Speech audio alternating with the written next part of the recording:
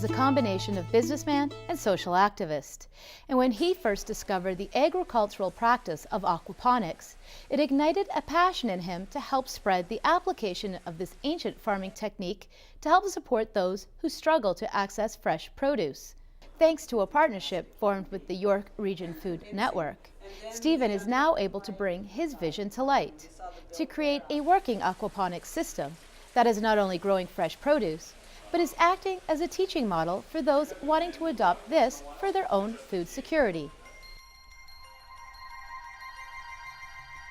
So aquaponics is a method of soilless agriculture where we combine aquaculture and hydroponics. So we put those two together, and they solve each other's inherent problems. So in aquaculture, we're worried about what to do with all the effluent that comes off of the fish. In hydroponics, one of the problems is always having to put artificial inputs especially, but inputs into the system in terms of fertilizers.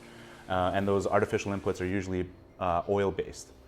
So you put them together, and now the fish effluent, through a biological process, becomes fertilizer, clean green fertilizer for the plants. The plants filter out the water back for the fish, so there's this virtuous loop that happens. This is not a new technology. So this is an ancient technology as far as man is concerned. So they've been doing this for thousands of years. If you look back to Southeast Asia especially, farmers knew anecdotally if they introduced shrimp or fish into their rice paddies, production was a lot better. Some people said that the gardens of Babylon had fish in them as well. So it's an ancient technology, but really what we're doing is mimicking a natural system in nature and bringing it inside in a controlled environment in an effort of biomimicry. So just recreating a robust natural system that, in nature, there's no waste.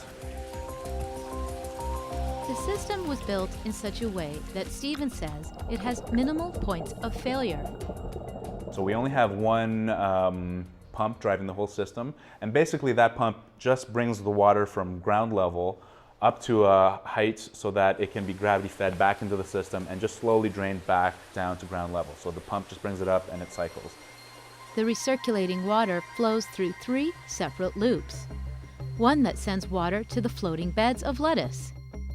The second sends water into the tank of tilapia, where their effluent is then circulated through the entire system, providing the fertilizer for the plants. And the third goes into what is called a media bed. And the media bed is where we have a lot of hydrogen clay pellets.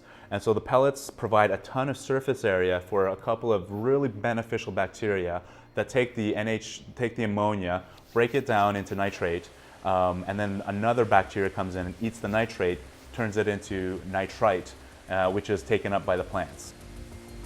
One goal of this project is to eliminate the need for external inputs into the food chain, essentially to create a closed-loop, self-sustaining system. So right now we're feeding the fish commercial food. We don't want to do that. We want to be able to produce everything that we feed them. So closed loop would include increasing our vermicomposting. So the cuttings from the lettuce go into the vermicomposting. The worms use that as their food source. They produce the beautiful black gold soil that can be used. And they also reproduce at a good enough rate that we can use them to feed the fish as well. So ideally the closed loop system means that we use all of the inputs and all of the outputs, and it just stays within this building and everything is used. There won't be any garbage, there won't be any waste. Everything is either created into compost or food for the fish. Because aquaponics involves the use of a live source of fertilizer, the tilapia, maintaining a balanced system is essential. Every day we need to come in and test water quality, so we test for pH, for ammonia, nitrate, nitrite. We do any amendments if we need, so if the water is too acid, too alkaline, we'll amend it back to a nice level. There's also micronutrients that the fish feed, which is the only thing that comes into the system. The fish feed lacks those micronutrients, so sometimes I need to come in and supplement things like iron and other micronutrients that are absent from the fish feed. One pump takes the water from the sump here, the sump tank, which is the lowest point in this whole system. So everything drains into this guy.